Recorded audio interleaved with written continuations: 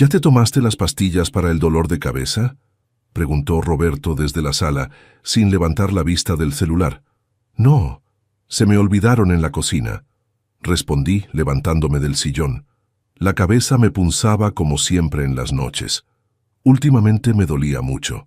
Espérate, mejor tómate el té que te preparé. Te va a ayudar más que las pastillas. Roberto ya tenía listo mi té de manzanilla en la mesa de la cocina. Siempre me lo preparaba cuando llegaba cansada del trabajo. Decía que era para relajarme, para el estrés de la oficina. Me dirigí hacia la cocina, pero el dolor me pegó más fuerte. Tuve que detenerme y apoyarme en la pared del pasillo. Desde ahí podía ver la cocina y a Roberto. Él estaba de espaldas a mí, parado junto a la estufa. Tenía algo en la mano, algo pequeño y blanco, una bolsita de plástico. Mi corazón se detuvo. Roberto abrió la bolsita con cuidado y sacó una cucharita. Midió polvo blanco que cayó directo en mi taza de té. No podía moverme, no podía respirar. Roberto revolvió el té durante varios segundos hasta que el polvo desapareció completamente. Luego guardó la bolsita en el bolsillo de su pantalón y tomó la taza. ¿Vienes por tu té?, me gritó caminando hacia la sala. Ya voy, logré decir aunque mi voz salió rara. Roberto me entregó la taza con una sonrisa. La misma sonrisa de siempre. Está perfecto, ni muy caliente ni muy frío, como te gusta. Tomé la taza con las dos manos para que no se me cayera. Me temblaban. Gracias. Me senté en mi lugar del sillón. Roberto se acomodó a mi lado y puso su programa de noticias. Tómatelo antes de que se enfríe, me dijo sin mirarme. Ya sabes que después no sabe igual. Acerqué la taza a los labios. El olor era el de siempre. Manzanilla dulce. Pero ahora sabía que había algo más. ¿Qué me estaba dando Roberto? ¿Desde cuándo? Fingí que tomaba un sorbo, pero solo mojé los labios. ¿Está bueno? Sí. Perfecto. Roberto sonrió y siguió viendo las noticias. Yo seguí fingiendo que tomaba el té. Cada vez que él no me veía, tiraba un poco en la maceta que teníamos al lado del sillón. Después de 15 minutos, le enseñé la taza vacía. Ya me lo terminé. Muy bien, seguro vas a dormir súper tranquila esta noche. Esa frase me heló la sangre. Siempre me decía lo mismo después del té. Y siempre dormía muy profundo, tanto que no me despertaba ni con el despertador. Me voy a bañar, le dije. En el baño me senté en el borde de la tina. Las piernas no me sostenían bien. Roberto me había estado drogando. No sabía con qué, pero me había estado drogando. ¿Cuánto tiempo llevaba haciendo esto? ¿Meses? ¿Un año? Traté de recordar cuándo había empezado con los test nocturnos. Fue después de que quebró su empresa constructora, hace como 3 años. Al principio solo me los daba cuando yo le decía que estaba muy estresada. Pero en los últimos meses, todos los días me daba algo en el té. ¿Por qué? ¿Qué hacía Roberto mientras yo dormía drogada? ¿Todo bien ahí adentro?, me gritó desde la sala. Sí, ya salgo. Me lavé los dientes y la cara con agua fría. En el espejo se veía mi cara pálida, asustada. Tenía que actuar normal. Roberto no podía saber que lo había descubierto. Cuando salí del baño, Roberto ya estaba en pijama viendo la televisión. ¿No te sientes relajada?, me preguntó. Un poco. Bien, deberías irte a dormir ya. Mañana tienes que madrugar para el trabajo. Tenía razón. Todos los días me despertaba cansadísima, como si no hubiera dormido nada. Ahora entendía por qué. Sí, tienes razón. Me acosté y apagué la luz de mi lado. Roberto siguió viendo televisión un rato más. Como a las 11:30 se metió a la cama. En 5 minutos ya estaba roncando, pero yo no me dormí. Por primera vez en meses, me quedé despierta toda la noche, escuchando, esperando. A las 2:30 de la mañana, Roberto se levantó. Pensé que iba al baño, pero no. Se vistió en silencio y salió de la recámara. Oí cómo abría la puerta principal del departamento y se iba. Me levanté y corrí a la ventana. Desde ahí podía ver el estacionamiento. Roberto subió a su camioneta de la empresa y se fue. ¿A dónde iba Roberto a las 2:30 de la mañana? ¿Qué hacía mientras yo dormía drogada? Regresó a las 5:30. Lo oí llegar, quitarse los zapatos, lavarse las manos en la cocina. Se metió a bañar y luego se acostó como si nada. Cuando sonó el despertador a las 6:30, Roberto actuó normal. «Buenos días, amor. ¿Dormiste bien?» «Sí, muy bien». Pero ya no era la misma esperanza de ayer. Ahora sabía que mi esposo me había estado mintiendo. Me había estado drogando para poder salir en las noches sin que yo me diera cuenta. Iba a descubrir qué estaba haciendo. «Buenos días, Esperanza. ¿Cómo dormiste?», me preguntó Roberto mientras se servía café. «Muy bien, como siempre», mentí, sentándome en la mesa de la cocina. Roberto me dio un beso en la frente y me sirvió café. Actuaba completamente normal, como si no hubiera salido en la madrugada. «¿Tienes mucho trabajo hoy?», le pregunté. «Sí, tengo que ir a revisar unos equipos. Tal vez llegue un poco tarde». «¿Qué equipos?». Roberto se quedó callado por un segundo. «De la obra de Insurgentes. Nada importante». Pero yo sabía que estaba mintiendo. Su empresa había quebrado hace 3 años. Ahora trabajaba rentando sus camiones y equipos a otras constructoras, pero nunca me había dicho exactamente a quiénes. «Bueno, nos vemos en la noche», me dijo tomando las llaves. «No se te olvide tomarte tu té si llegas estresada». Cuando se fue, registré toda la cocina. Busqué en todos los cajones, en la alacena, detrás de los frascos. Nada. Fui a nuestro cuarto y revisé sus cosas. En el cajón de su buró encontré algo. Un frasco pequeño de pastillas. Clonazepam. Pastillas para dormir. También había un cuadernito con fechas marcadas. Revisé las fechas de las últimas semanas. Coincidían exactamente con los días que recordaba haber dormido más profundo. Roberto me drogaba solo ciertos días. No todos. 2 o 3 veces por semana. ¿Por qué solo esos días? ¿Qué pasaba esos días que no pasaba los otros? En el trabajo no pude concentrarme. Trabajaba en la oficina de permisos del gobierno, tramitando papeles todo el día. Pero mi cabeza estaba en otra parte. A la hora del almuerzo, le hablé a mi cuñada María Elena. «Oye, necesito preguntarte algo. Es sobre medicina». «¿Qué pasa? ¿Te sientes mal?». «No es para mí.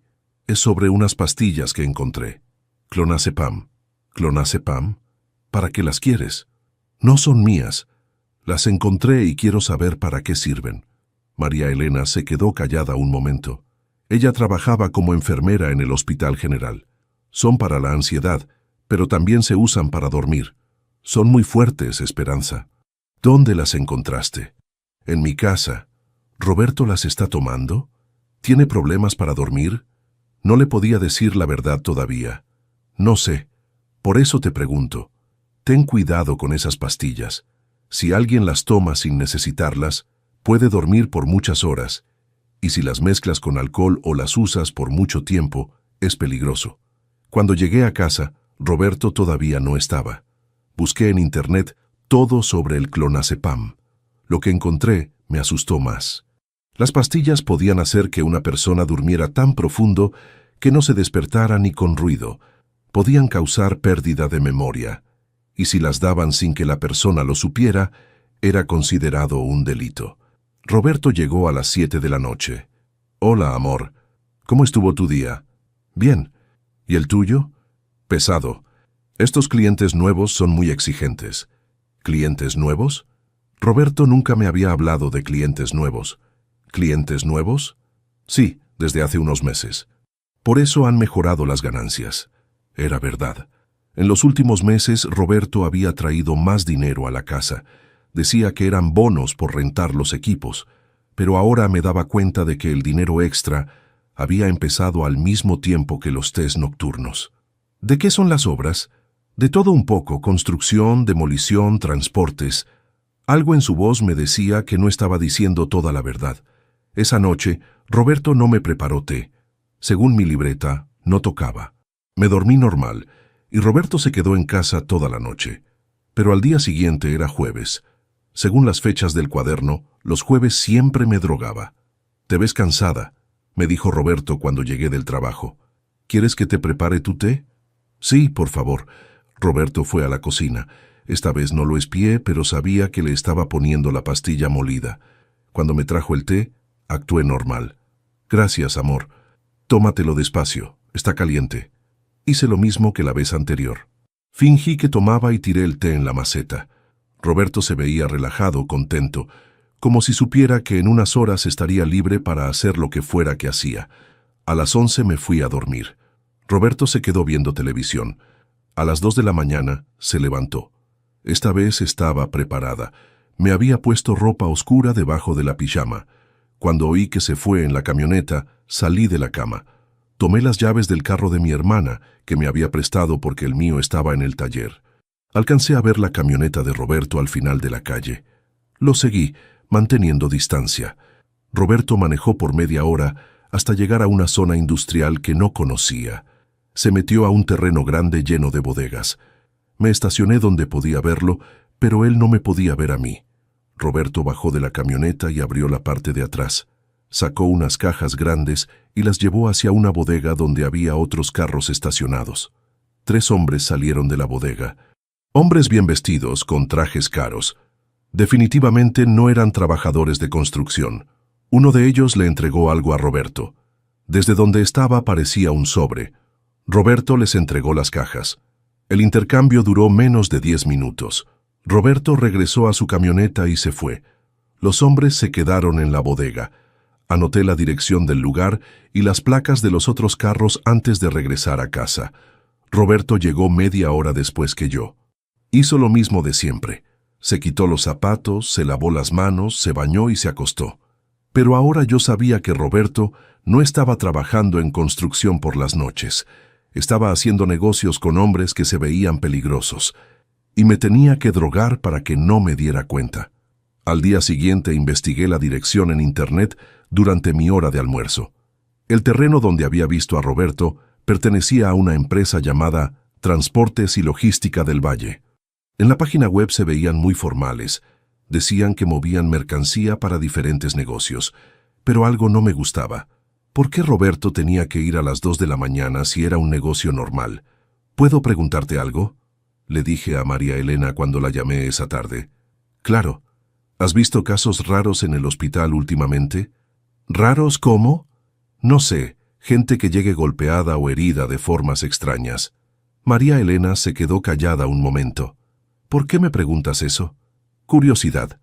Esperanza, en los últimos meses hemos recibido muchos pacientes con heridas que no parecen accidentes normales.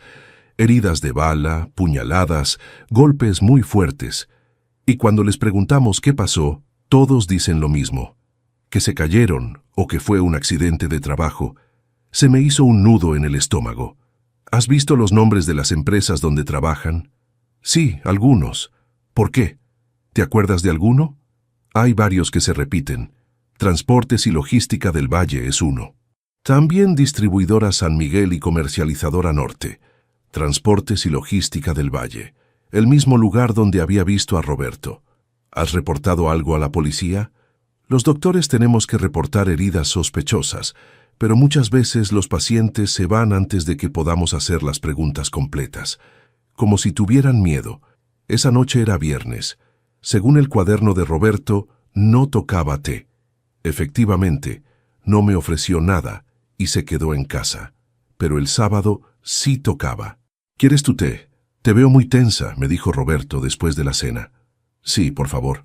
Hice lo mismo de siempre. Fingí que me lo tomaba y lo tiré en la maceta. La pobre planta ya se veía medio marchita. Esta vez, cuando Roberto salió, no lo seguí inmediatamente. Primero busqué más cosas en la casa. En el closet encontré ropa que no conocía. Pantalones de trabajo muy sucios, con manchas que parecían de aceite o pintura. Pero Roberto siempre llegaba limpio de sus trabajos nocturnos. También encontré guantes de trabajo nuevos y una lámpara de mano muy potente.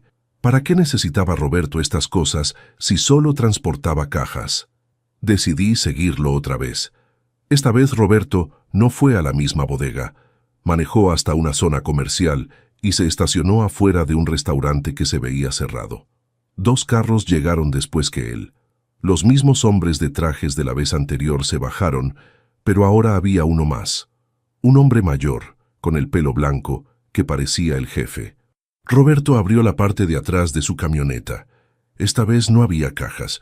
Había bolsas de plástico negras como las de basura, pero se veían pesadas. Los hombres revisaron las bolsas y le dieron otro sobre a Roberto, pero lo más raro fue que después de irse Roberto, los hombres no se fueron. Abrieron el restaurante y entraron con las bolsas. Un restaurante que parecía cerrado, pero que no estaba cerrado. Esperé hasta que Roberto se fuera y luego me acerqué más al restaurante. Había una ventana pequeña por donde podía ver adentro. Los hombres habían abierto las bolsas en una mesa. Era dinero, mucho dinero, billetes de todos los tamaños que estaban contando y separando. Roberto estaba transportando dinero. ¿Dinero de dónde? ¿Y para qué? Regresé a casa antes que él. Cuando llegó hizo la misma rutina de siempre. El domingo Roberto actuó completamente normal. Vimos televisión, fuimos al mercado, comimos con su mamá, como una pareja normal. Pero yo ya no podía ver nada igual. Cada vez que Roberto sonreía, yo pensaba en los hombres contando dinero. Cada vez que me tocaba la mano, pensaba en las pastillas molidas en mi té. El lunes en el trabajo, busqué más información sobre las empresas que había mencionado María Elena.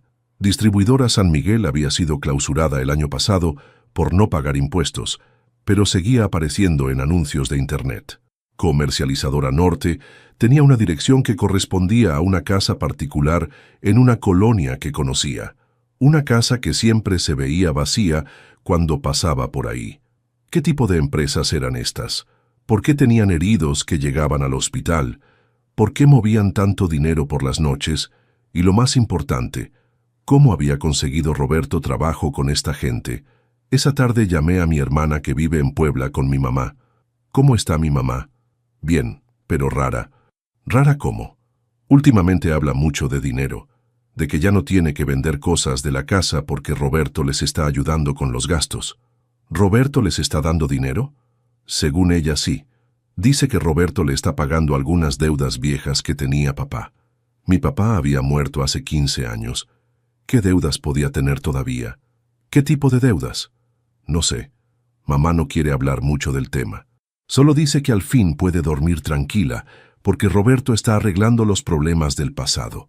Cuando colgué, me quedé pensando. Roberto no solo estaba moviendo dinero para gente peligrosa, también le estaba dando dinero a mi mamá para pagar deudas de mi papá. Deudas de hace 15 años. ¿Qué sabía Roberto de mi familia que yo no sabía? El martes decidí hablar con María Elena en persona. Quedamos de vernos en un café cerca del hospital durante su descanso. Te veo preocupada. ¿Qué pasa?, me dijo cuando llegó. Necesito que me digas todo lo que sepas sobre esos pacientes heridos que me contaste. María Elena pidió un café y se sentó frente a mí. ¿Por qué tanto interés en eso? Roberto ha estado actuando raro, y las empresas que me dijiste he oído esos nombres antes. ¿Dónde los has oído? No le podía decir que había estado siguiendo a mi esposo. Por ahí, solo dime qué más has visto. María Elena suspiró. Los pacientes llegan siempre en la madrugada. Entre las 3 y las 5 de la mañana. Nunca vienen en ambulancia, siempre los traen en carros particulares, y la gente que los trae nunca se queda, los dejan y se van rápido. ¿Qué tipo de heridas tienen? Heridas que no parecen accidentes de trabajo normales, cortadas muy profundas, quemaduras raras, golpes en partes específicas del cuerpo, y muchos tienen miedo de hablar con la policía. ¿Has visto a los que los traen? Sí, hombres bien vestidos, con carros caros. No parecen familiares de los heridos, parecen jefes. Se me erizó la piel. Los hombres de traje que había visto con Roberto. ¿Has anotado las placas de los carros? Algunas sí. ¿Para qué quieres saber todo esto? María Elena, creo que Roberto está metido en algo malo. Le conté todo. Las pastillas en el té, las salidas nocturnas, los hombres con dinero, las empresas falsas. María Elena se quedó pálida. Esperanza, eso suena muy peligroso. Lo sé, pero no entiendo cómo se metió Roberto en esto, y tampoco entiendo qué tiene que ver mi familia. ¿Tu familia? Le conté lo que me había dicho mi hermana sobre el dinero que Roberto le daba a mi mamá. María Elena se quedó pensando. ¿Sabes qué tipo de trabajo hacía tu papá antes de morir? Era mecánico, tenía su taller. ¿Solo eso? Sí. ¿Por qué? Muchos de los pacientes que llegan heridos trabajan en talleres mecánicos. O decían que trabajaban ahí antes de meterse en otras cosas. Un frío me corrió por la espalda. ¿Qué otras cosas? Robo de carros, principalmente. Los talleres son perfectos para desarmar carros robados, y algunas veces para lavar dinero también. No podía ser. Mi papá no era ladrón. Esperanza, creo que deberías investigar más sobre tu papá, y también creo que deberías tener mucho cuidado con Roberto. Esa noche Roberto llegó más tarde de lo normal. Llegó como a las 8, cuando normalmente llegaba a las 7. Perdón, tuve que hacer unas entregas extras. ¿Qué tipo de entregas? Roberto se veía nervioso. Nada importante, materiales para una obra, pero no traía ropa sucia ni olía a construcción. Traía puesta una camisa limpia y olía a colonia. ¿No tienes hambre?, le pregunté. La verdad, no mucha. Comí algo por ahí. Roberto nunca comía en la calle. Siempre decía que la comida de fuera le hacía daño al estómago. Después de cenar, Roberto se puso a ver televisión, pero no prestaba atención. Cada rato checaba su celular. ¿Esperas alguna llamada importante? No, solo reviso la hora. Pero yo vi que no estaba viendo la hora. Estaba viendo mensajes. A las 10:30, Roberto bostezó. Me voy a dormir. Mañana tengo que madrugar. ¿No me vas a preparar mi té? Roberto me miró extraño. ¿Quieres té? ¿No te ves estresada? Un poco sí. El trabajo estuvo pesado. Bueno, te preparo uno rápido. Cuando Roberto fue a la cocina, aproveché para ver su celular. Tenía varios mensajes de un número que no conocía. Todo listo para mañana. 2:30 a.m., mismo lugar. Trae la camioneta grande. No faltes. Roberto regresó con el té. Aquí está. Tómatelo todo, está fuerte. Hice lo de siempre, pero esta vez cuando tiré el té en la maceta, la planta se veía realmente mal. Las hojas estaban amarillas y marchitas. Roberto me estaba dando demasiadas pastillas. Esa noche esperé a que se fuera, pero esta vez no lo seguí. En lugar de eso, registré toda la casa otra vez. En el garage encontré algo nuevo. Una caja de herramientas que no había visto antes. Dentro había cosas que no eran herramientas normales. Alicates grandes, cadenas, un martillo muy pesado y algo que parecía un soplete pequeño. También había mapas. Mapas de la ciudad con lugares marcados en rojo. La bodega donde había visto a Roberto era uno de esos lugares. El restaurante también, pero había otros lugares marcados, muchos otros. Roberto no solo trabajaba para esta gente, era parte de algo mucho más grande, y yo ya no podía fingir que no sabía nada. El sábado manejé hasta Puebla para visitar a mi mamá. Le dije a Roberto que iba a ayudarla con unas cosas de la casa. Salúdala de mi parte, me dijo, y dile que el próximo mes le voy a mandar un poquito más de dinero. Esas palabras me confirmaron que Roberto sí le estaba dando dinero a mi mamá. El viaje a Puebla me tomó 2 horas. Durante todo el camino pensé en cómo iba a preguntarle a mi mamá sobre las deudas de mi papá, sin que se diera cuenta de por qué quería saber. Mi mamá vivía en la misma casa donde yo crecí. Una casa pequeña pero bonita, con un patio grande lleno de plantas. «¡Qué sorpresa, hija!», me dijo cuando llegué. «No me dijiste que venías. Quería darte una sorpresa. ¿Cómo has estado?» «Muy bien, más tranquila que en años». Mi mamá se veía diferente. Más relajada, como si se hubiera quitado un peso de encima. «¿Por qué más tranquila? Por fin puedo dejar de vender las cosas de la casa. Tu Roberto es un ángel. ¿Roberto te está ayudando económicamente?» «Sí, hija. Me está ayudando con unas deudas viejas que tenía tu papá». Ahí estaba la confirmación. «¿Qué deudas, mamá?» «Papá murió hace 15 años». Mi mamá se quedó callada, como si hubiera dicho algo que no debía. Eran deudas de su negocio. ¿Del taller? Sí, del taller. Pero algo en su voz me decía que no era toda la verdad. «Mamá, nunca me habías dicho que papá tenía deudas del taller. No te quise preocupar. Eran cosas de adultos. Ya soy adulta, mamá. Puedes contarme». Mi mamá suspiró y se sentó en el sillón de la sala. Tu papá no solo arreglaba carros en el taller. ¿Qué más hacía? A veces llegaban personas con carros que tenían problemas con los papeles. Tu papá les ayudaba a arreglar esos problemas». «¿Qué tipo de problemas?» «Carros que no tenían las facturas bien. Carros que venían de otros estados sin los permisos correctos». Mi mamá estaba hablando de carros robados. Mi papá arreglaba carros robados. ¿Papá sabía que los carros eran robados?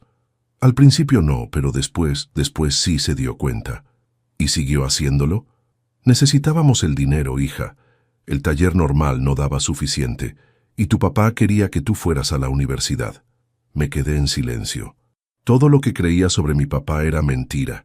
¿Por eso lo mataron? Mi mamá se puso pálida. ¿Quién te dijo que lo mataron? Mamá, siempre dijiste que fue un accidente en el taller, pero si estaba metido con gente peligrosa. Tu papá quería salirse del negocio. Ya habíamos ahorrado suficiente para mandarte a la universidad, pero la gente con la que trabajaba no lo dejó irse. Y desde entonces tienes que pagarles. Desde entonces tengo que pagar lo que tu papá les debía. Más intereses. ¿Cuánto has pagado en 15 años? Vendí el terreno de atrás, vendí las joyas de tu abuela, vendí los muebles buenos, y aún así no era suficiente. Mi mamá empezó a llorar. Pero ahora Roberto me está ayudando. Dice que conoce a la gente correcta y que va a arreglar todo. ¿Roberto sabe quiénes son? Sí. Se enteró hace como 2 años. No sé cómo, pero se enteró. Y desde entonces me está ayudando. ¿Cómo se enteró? No me dijo. Solo llegó un día y me dijo que sabía del problema y que me iba a ayudar. Todo empezaba a tener sentido.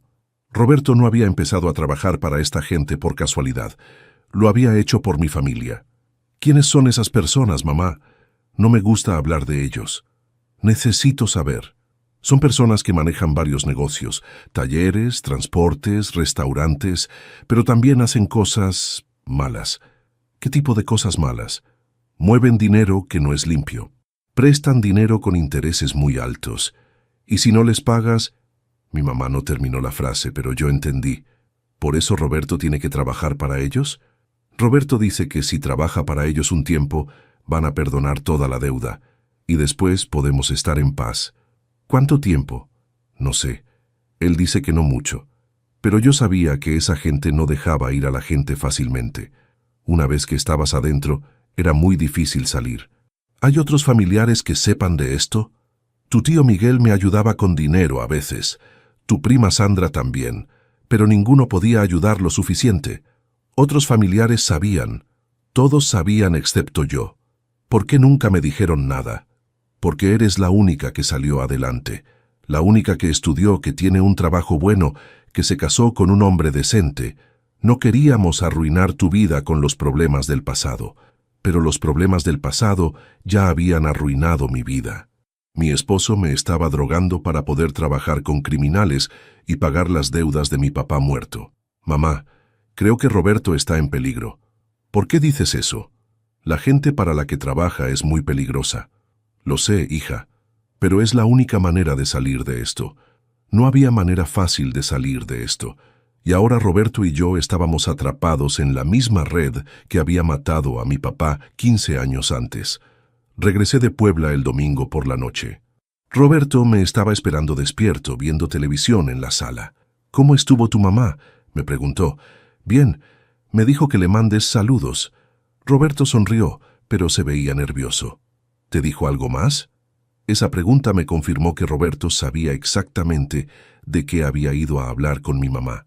Me dijo que le estás ayudando con dinero. Roberto apagó la televisión y me miró directamente. ¿Qué más te dijo? Todo, Roberto. Me dijo todo. Roberto se quedó callado por un momento muy largo. ¿Cuánto sabes?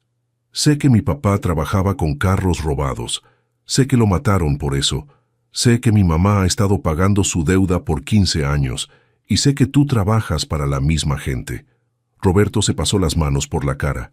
Esperanza, ¿por qué no me dijiste nada? ¿Por qué me has estado drogando? Porque quería protegerte.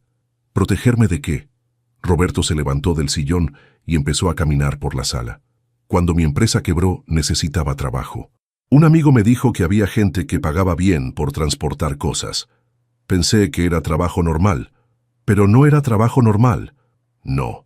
Cuando llegué a la primera reunión, me preguntaron mi nombre completo. Cuando les dije que era Roberto Vega Morales, se pusieron muy contentos. ¿Por qué? Porque conocían el apellido Morales. Sabían de tu papá. Roberto se sentó otra vez, pero no me miraba. Me dijeron que tu familia les debía dinero desde hace años. Que tu mamá estaba pagando, pero muy lento. Y me ofrecieron un trato. ¿Qué trato? Si trabajaba para ellos, no solo me iban a pagar bien, también iban a perdonar toda la deuda de tu familia. ¿Y aceptaste? ¿Qué iba a hacer? Tu mamá estaba vendiendo todo lo que tenía. Y tú no sabías nada.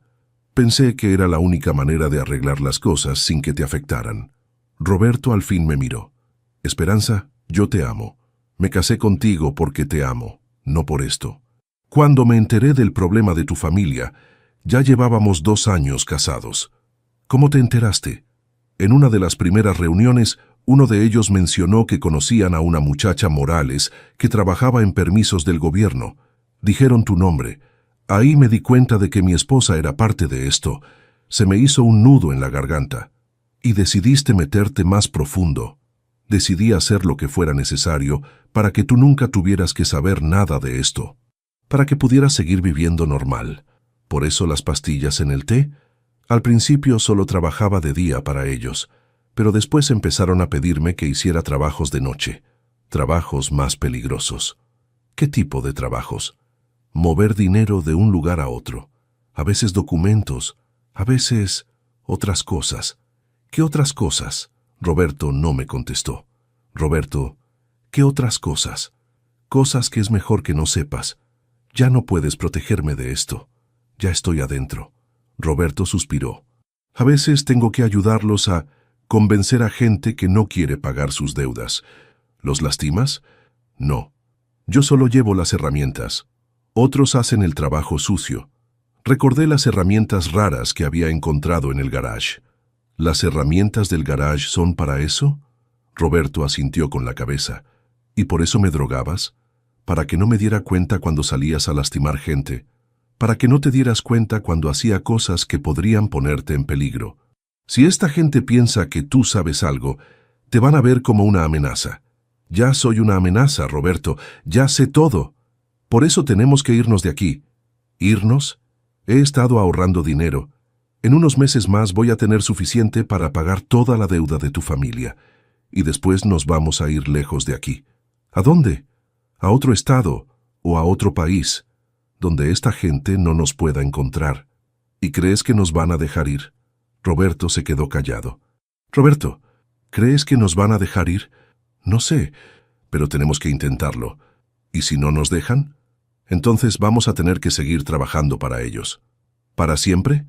No sé, Esperanza. No sé. Me levanté del sillón y me fui a la cocina. Necesitaba agua. Necesitaba pensar. Roberto me siguió. Esperanza, perdóname. Sé que hice todo mal, pero no sabía qué más hacer. ¿Desde cuándo me das las pastillas? Desde hace 8 meses. ¿Y nunca pensaste en decirme la verdad? Todos los días. Pero cada vez que iba a decirte, recordaba lo que le pasó a tu papá. Y no quería que te pasara lo mismo. ¿Crees que me van a matar? Si saben que tú sabes, es posible. ¿Y ahora qué hacemos? Ahora tenemos que actuar como si no hubiera pasado nada, hasta que pueda sacar suficiente dinero para irnos. ¿Cuánto tiempo? 2 o 3 meses más. 2 o 3 meses fingiendo que no sabía nada. 2 o 3 meses tomando té drogado. 2 o 3 meses viendo a Roberto irse en las noches a ayudar a lastimar gente. No puedo hacer eso, Roberto. Tienes que hacerlo. Es la única manera de mantenerte a salvo. Pero yo ya no me sentía a salvo, y tenía la sensación de que Roberto tampoco. Pasaron 2 semanas desde que hablé con Roberto. 2 semanas fingiendo que todo era normal. Roberto seguía preparándome el té. Yo seguía tirándolo en la maceta, y él seguía saliendo en las noches. Pero algo había cambiado. Roberto se veía más nervioso, más preocupado. Recibía más llamadas y mensajes, y sus trabajos nocturnos eran más frecuentes. El miércoles por la mañana, María Elena me llamó al trabajo. Esperanza, necesito verte urgente. ¿Qué pasa? No puedo hablar por teléfono. ¿Puedes venir al hospital a la hora del almuerzo?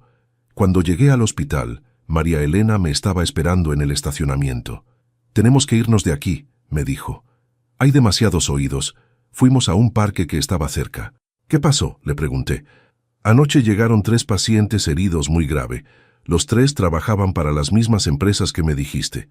¿Y? Uno de ellos habló conmigo antes de que se lo llevaran a cirugía. Me dijo que la policía está investigando a su organización, que van a arrestar a mucha gente pronto. Se me heló la sangre. ¿Cuándo? No sabe, pero dice que sus jefes están muy nerviosos, que están apurando todos los trabajos pendientes antes de que llegue la policía. ¿Qué significa eso? Que van a pedirle a Roberto que haga trabajos más peligrosos y más rápido. Esa noche Roberto llegó muy tarde, como a las 10. Se veía pálido y preocupado. ¿Cómo estuvo tu día?, le pregunté. Complicado. Roberto se sentó en el sillón y puso las noticias, pero no las estaba viendo. Estaba pensando en otra cosa. ¿Pasó algo malo? Esperanza, creo que tenemos que irnos de aquí antes de lo que pensaba. ¿Por qué? Las cosas se están poniendo muy difíciles en el trabajo. ¿Qué tipo de cosas? Roberto se quedó callado un momento. Me están pidiendo que haga trabajos que no quiero hacer. Peores que los que ya haces. Mucho peores. Roberto se levantó y empezó a caminar por la sala. ¿Te acuerdas que te dije que solo llevaba herramientas? Pues ya no. Ahora quieren que yo también participe. ¿En qué? En convencer a la gente que debe dinero. ¿Te están pidiendo que lastimes gente? Roberto asintió con la cabeza. Y no puedo decir que no. Si digo que no, van a pensar que los voy a traicionar. ¿Y si los traicionas? Ya sabes lo que les pasa a las personas que los traicionan. Nos quedamos callados los dos. ¿Cuándo te van a pedir que hagas eso? Mañana en la noche. ¿Y qué vas a hacer? No sé, Roberto se veía derrotado. ¿Ya tienes suficiente dinero para pagar la deuda? Casi, pero no creo que me dejen irme aunque pague. ¿Por qué? Porque ahora sé demasiado. He visto demasiado. El jueves en la tarde, Roberto no llegó a casa a la hora normal. A las 8 todavía no había llegado. A las 9 tampoco. A las 10 me llegó un mensaje de un número que no conocía. Tu esposo está con nosotros. Si quieres verlo otra vez, no hables con nadie. Espera más instrucciones. Se me cayó el celular de las manos. Habían secuestrado a Roberto. Media hora después, llegó otro mensaje. Tu esposo tiene que hacer un trabajo esta noche. Si lo hace bien, lo dejamos ir. Si no lo hace, ya no vas a tener esposo. Y luego otro. Por cierto, sabemos que tu mamá está sola en Puebla. Sería una lástima que le pasara algo. No solo tenían a Roberto, también estaban amenazando a mi mamá. Mi celular sonó. Era Roberto. Esperanza, Roberto, ¿estás bien? Por ahora sí, pero tienes que hacer exactamente lo que te voy a decir. ¿Qué está pasando? No puedo explicarte por teléfono. Solo escúchame. En una hora voy a pasar por la casa. Voy a necesitar que me acompañes a un lugar. ¿A dónde? A un trabajo, el último trabajo. ¿Y después? Después, si todo sale bien, nos vamos de la ciudad esta misma noche. ¿Y si no sale bien? Roberto se quedó callado. Roberto, ¿y si no sale bien? Esperanza, te amo. Pase lo que pase, nunca olvides que te amo. Colgó. Me quedé sentada en el sillón, con el celular en la mano. Roberto iba a venir por mí en una hora. Me iba a llevar a algún lugar donde iba a tener que lastimar a alguien. Y si no lo hacía, nos iban a matar a los dos, pero también iban a lastimar a mi mamá. Miré mi celular. Podía llamar a la policía. Podía contarles todo, pero si lo hacía, tal vez matarían a Roberto antes de que la policía llegara. O podía ir con Roberto. Podía ser testigo de lo que fuera que iba a hacer. Y después, si sobrevivíamos, podíamos tratar de escapar juntos. Pero si iba con él, yo también me convertía en criminal. No había opciones buenas. Solo había opciones que podrían mantenernos vivos un poco más. Roberto llegó exactamente una hora después. No vino solo. 2 hombres que no conocía estaban con él en la camioneta. «Sube», me dijo Roberto cuando salí de la casa. Me subí al asiento del pasajero. Roberto manejaba, pero se veía que los otros 2 hombres le estaban diciendo hacia dónde ir. «¿A dónde vamos?», le pregunté en voz baja. «A un terreno en las afueras de la ciudad». «¿Qué vamos a hacer ahí?». Roberto me miró con ojos tristes. «Van a hacer que destruya unas cosas con la excavadora». «¿Qué cosas?». Roberto no me contestó, pero yo entendí. Íbamos a destruir evidencia de gente que habían matado. El viaje duró media hora. Llegamos a un terreno grande y vacío, lejos de todo. Había 2 excavadoras esperando, y había otros hombres, como 10, todos armados. Cuando nos bajamos de la camioneta, Uno de los jefes se acercó a Roberto. ¿Esta es tu esposa? Sí. Bueno, que vea lo que pasa cuando la gente no cumple con sus trabajos. Me llevaron junto a Roberto hacia las excavadoras. En el suelo había varios hoyos que parecían recién cavados. Tu trabajo es simple, le dijeron a Roberto. Vas a llenar estos hoyos con tierra y después vas a nivelar todo el terreno para que parezca que aquí nunca pasó nada. Roberto se subió a una de las excavadoras. Yo me quedé parada al lado, vigilada por 2 hombres. Roberto empezó a trabajar, pero cuando empezó a echar tierra en el primer hoyo, vi algo que me hizo vomitar. No eran solo hoyos. Había cuerpos en los hoyos. Roberto estaba enterrando gente muerta. «¡Roberto, no!», le grité. Roberto paró la excavadora y me miró. Tenía lágrimas en los ojos. «Si no lo hago, nos van a matar a nosotros también», me gritó. Uno de los jefes se acercó a mí. «Tu esposo tiene razón. Si no termina este trabajo, tú vas a terminar en uno de esos hoyos». Roberto siguió trabajando. Yo seguí vomitando y llorando. Después de 1 hora, Roberto había terminado de llenar todos los hoyos y de nivelar el terreno. Ya no se veía nada. Parecía un terreno normal. «Muy bien», dijo el jefe. «Ahora ya eres oficialmente uno de nosotros». «¿Qué significa eso?», preguntó Roberto. «Significa que ya no puedes salirte. Has participado en asesinatos. Si nos traicionas, vas a la cárcel por el resto de tu vida». Roberto se bajó de la excavadora. Dijeron que si hacía este trabajo nos iban a dejar ir. El jefe se rió. «Mentimos. Ahora que sabes dónde están enterrados los cuerpos, no podemos dejarte ir. Vas a trabajar para nosotros para siempre». «¿Y mi esposa?». «Tu esposa también sabe demasiado. Ella también va a tener que ayudarnos». «¿En qué?». «En lavar dinero. Trabaja en el gobierno, ¿verdad? Puede ayudarnos con permisos, con papeles, con cosas así». Yo no podía hablar. No podía moverme. Roberto se acercó a mí. «Esperanza, lo siento. Lo siento mucho». De repente escuchamos sirenas, muchas sirenas. Los hombres armados empezaron a correr hacia sus carros. «¡La policía!», gritó uno de ellos. «¡Vámonos!». Pero era demasiado tarde. El terreno estaba rodeado de policías. Carros de policía por todos lados, con las luces encendidas. «¡Al suelo, todos al suelo!». Roberto y yo nos tiramos al suelo, los hombres armados también. «¡Esperanza Morales!», gritó un policía con alta voz. «Sabemos que estás ahí. Estás a salvo. ¿Cómo sabían mi nombre? ¿Cómo sabían que estaba ahí?». Los policías arrestaron a todos los hombres, pero a Roberto y a mí nos llevaron aparte. «Señora Morales, usted no está arrestada», me dijo un detective. «Usted nos ayudó con esta operación». «¿Yo los ayudé? ¿Cómo?». «Con la llamada que hizo esta tarde». «¿Qué llamada?». El detective me enseñó un celular. Este celular estuvo mandando nuestra ubicación a la policía durante las últimas 3 horas. Era mi celular, pero yo no había llamado a nadie. No entiendo. Alguien activó el GPS de su celular remotamente y nos mandó un mensaje diciéndonos dónde iban a estar esta noche. Miré a Roberto. Él estaba hablando con otros policías. ¿Roberto va a ir a la cárcel? Su esposo va a tener que declarar contra estas personas, pero si coopera completamente, puede recibir una sentencia reducida. ¿Cuántos años? Depende de qué tanta información nos dé. Tal vez 8 años, tal vez menos. 8 años sin Roberto. ¿Y yo? Usted va a entrar al programa de protección de testigos. Nueva identidad, nueva ciudad, nuevo trabajo. ¿Y mi mamá? Su mamá ya está en un lugar seguro. La recogimos esta tarde. Arrestaron a 7 hombres esa noche. Pero yo sabía que había más. Siempre hay más. Roberto me miró desde el carro de la policía donde lo tenían. «¡Te amo!», me gritó. «Yo también te amo», le grité de vuelta. Pero el amor no era suficiente. El amor no nos había salvado de esto. El detective me llevó a una casa segura, donde iba a quedarme hasta que arreglaran mi nueva identidad. «¿Quién mandó el mensaje a la policía?», le pregunté durante el camino. «No sabemos.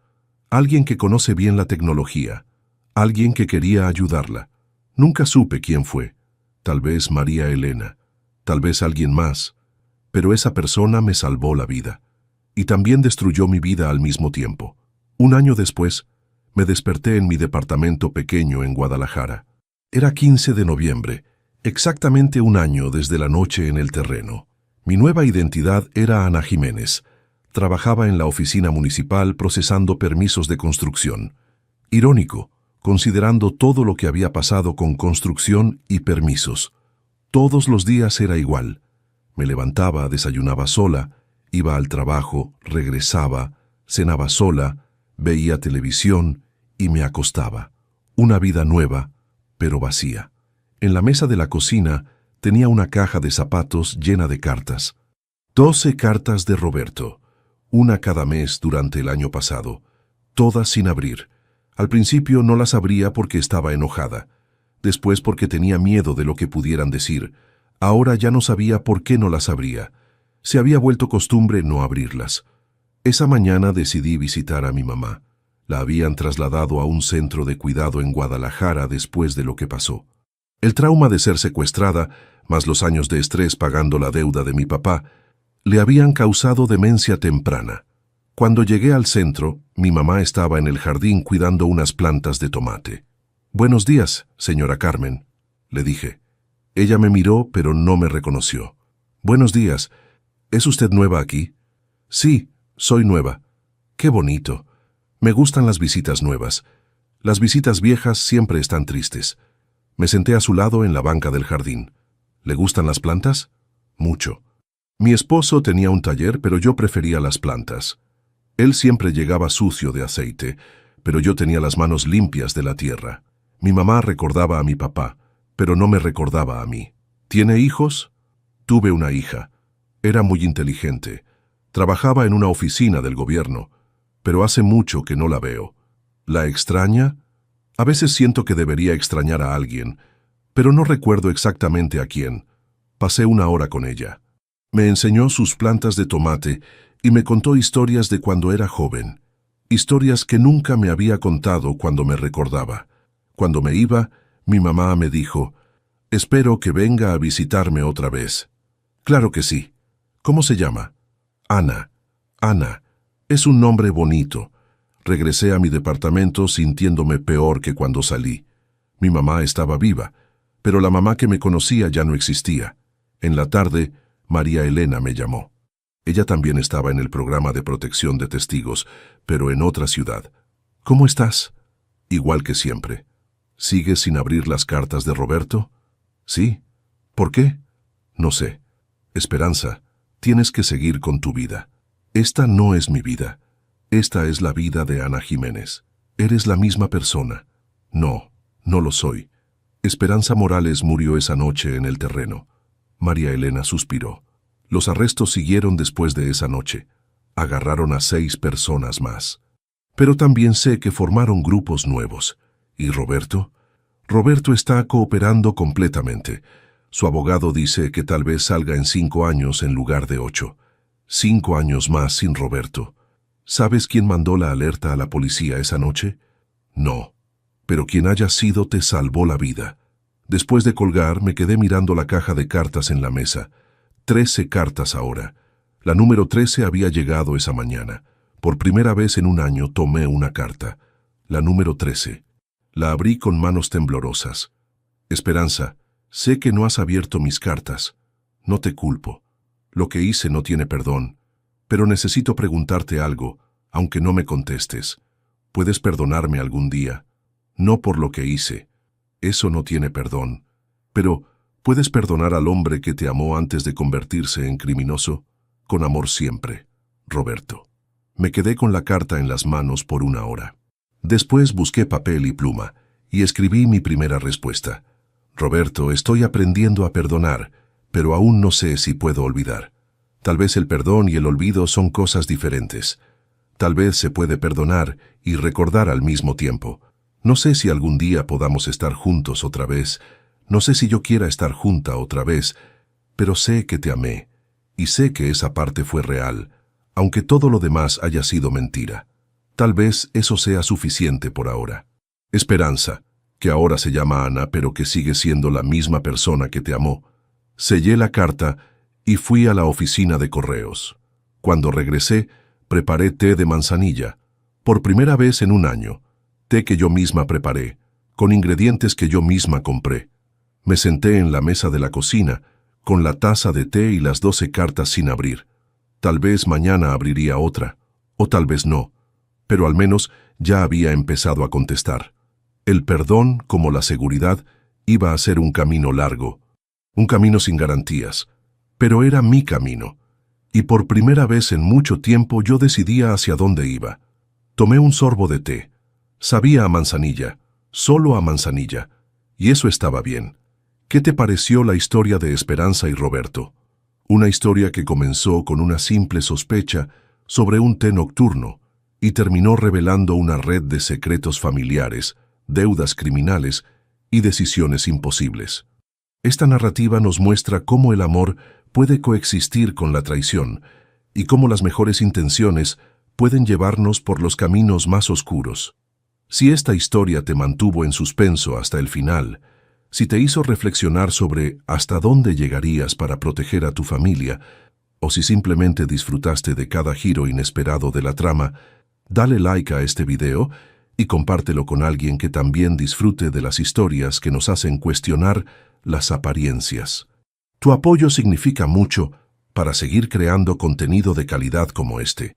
Si te gustó esta historia y quieres más narrativas que exploren los dilemas morales de la vida real, suscríbete al canal y activa la campanita para no perderte ninguna publicación. En los comentarios cuéntanos, ¿crees que Esperanza tomó la decisión correcta al contactar a la policía? ¿Hay alguna parte de la historia que te haya impactado más? Y no olvides decirnos de qué país nos estás viendo. Nos encanta saber que nuestras historias llegan a personas de todo el mundo hispanohablante. Independiente. Lo soy, respondió Valeria. Demasiado, diría yo, interrumpió Diego tomando su copa de vino. A veces pienso que te casaste conmigo solo para tener compañía, no para formar una familia de verdad. Valeria no respondió. Pidió agua al mesero que pasaba y esperó. Sabía que Diego no la había citado ahí para cenar. Esto era un montaje, un juego cruel que él había planeado con cuidado. Mira, Valeria, continuó Diego, ahora más serio. Te traje aquí porque creo que es momento de hablarte con honestidad. Camila y yo, bueno, nos hemos acercado mucho últimamente. ¿Acercado?, preguntó Valeria sin cambiar el tono. Sí, ella me entiende, me apoya. No me hace sentir que soy menos solo porque gano menos que tú. Camila bajó la mirada, pero Valeria notó que estaba disfrutando el momento. Esa chica no era víctima de nada. Estaba ahí porque quería estar. ¿Y qué esperas que diga?, preguntó Valeria. No sé. Algo. Lo que sea. Diego se pasó la mano por el cabello. Siempre eres tan fría, tan calculadora. ¿Nunca te duele nada? Valeria tomó su vaso de agua y bebió despacio. Luego dejó el vaso en la mesa y miró a su esposo con calma. ¿Terminaste? Diego frunció el ceño. Esperaba gritos, lágrimas, alguna escena dramática que pudiera usar después para justificarse, pero Valeria no le dio ese gusto. Porque si ya terminaste, continuó ella, me gustaría pedir algo de comer. No he comido nada desde el desayuno. Camila soltó una risa nerviosa. Diego apretó los labios, molesto. El mesero se acercó y Valeria ordenó sin mirar el menú. Conocía ese lugar mejor que nadie. Mientras esperaban la comida, Diego siguió hablando. Le dijo que ella nunca había sabido cuidar un hogar, que siempre ponía su trabajo primero, que lo hacía sentir como un accesorio en su vida.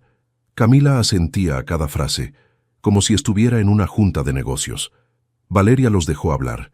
No tenía caso discutir. Ya había entendido todo. Cuando llegó el dueño del restaurante, un hombre mayor con acento italiano, todo cambió. «Valeria», gritó desde el otro lado del salón, acercándose con los brazos abiertos. «¡Qué alegría verte! Hace meses que no vienes». «Hola, Marco», respondió Valeria levantándose para saludarlo. «Gracias por seguir confiando en el grupo, en serio. Tu inversión ha sido clave para abrir la nueva sucursal». Diego se quedó paralizado. Camila abrió los ojos como platos. «¿Inversión?», preguntó Diego con la voz temblando. Marco lo miró confundido.